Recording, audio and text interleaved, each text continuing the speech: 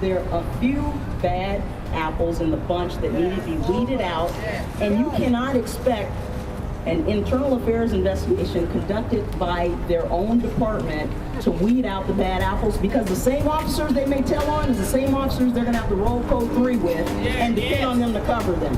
So we're not beating up cops.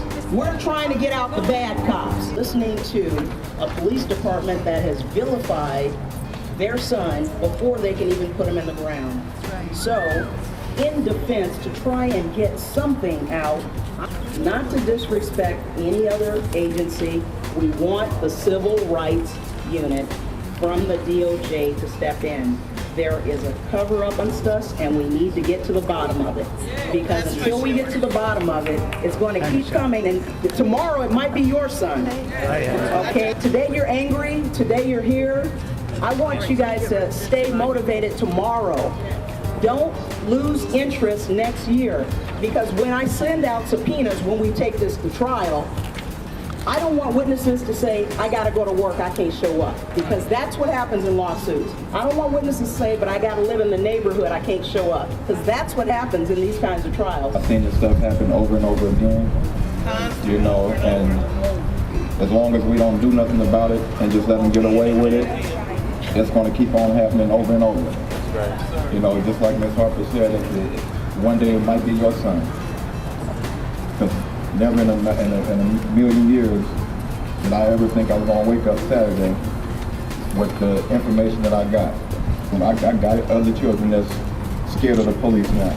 You know, how am I supposed to explain to them what happened to their brother? For somebody that's supposed to be our protectors out here, that's never been that.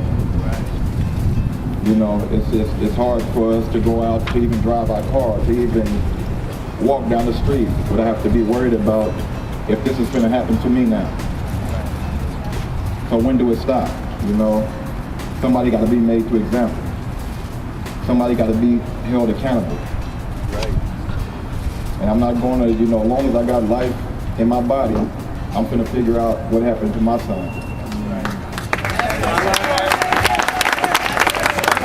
I'm Kendric's grandmother, and it has been a terrible time for all of us. We're going to try to keep peace in the community, and we're going to get justice. What do we want? Justice! When do we want it? Now! What do we want? Justice! When do we want it? Now! What do we want? Justice! When do we want it? Now! What do we want? Justice! When do we want it? Now! Now that's a wrap. What happened to Kendrec McDade should not have happened. In my opinion, he was shot down in cold blood. That young man was executed by the police.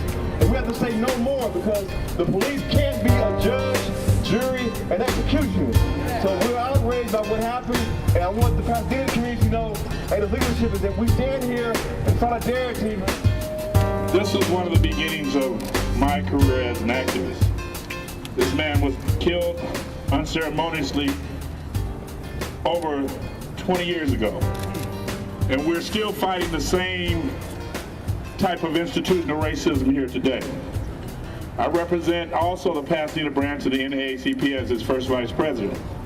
But as a community member, we fight for justice based upon our not only wanting to live here, but wanting to live equally. The Pasadena Police Department has had this policy for a long time. And we want to put them on blast right now to let them know that it is over.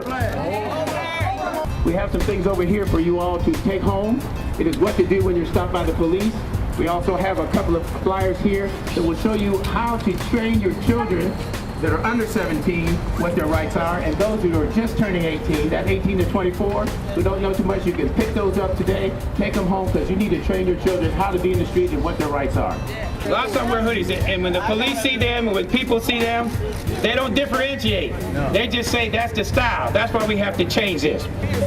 Light your candles, pull up your hoodie, and we're going to have a moment of silence for Trayvon, for Kendrec McDade, and for all those who have died in the struggle.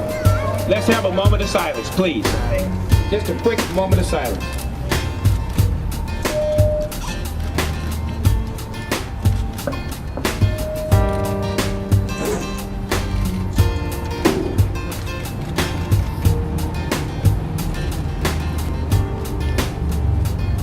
a sad day for our community. We need jobs, not debt for our kids. That's right. I have a 20-year-old son also. I can imagine that one day I can get a call that my son is shot. We need to stop this. We need to stop it soon, right now. We have to do everything to protect our kids because they are our treasure. That's right.